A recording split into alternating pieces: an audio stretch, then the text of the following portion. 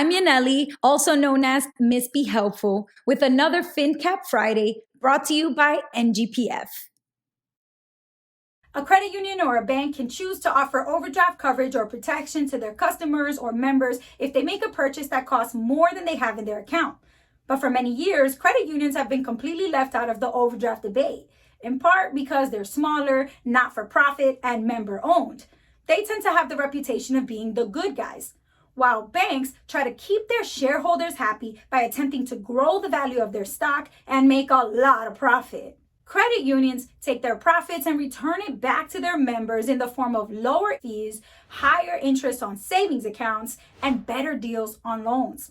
So who would ever think that credit unions might be charging their most vulnerable members high fees? The thing is, it's hard to know because there's been a lack of data about credit unions collecting overdraft fees for a really long time. When it comes to the law, credit unions are exempt from having to report to the federal government exactly how much they collect in overdraft fees.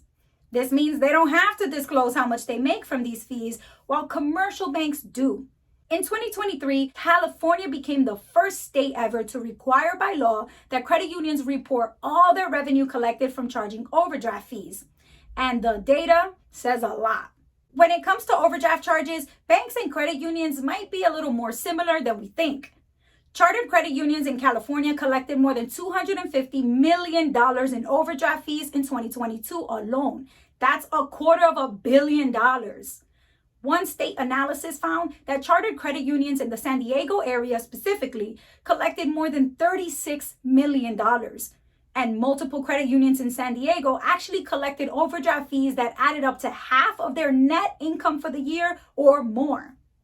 Another California credit union had financial records showing that it would have lost money in 2022 if they hadn't collected any overdraft penalty fees from their members at all. All of this data has raised a big red flag.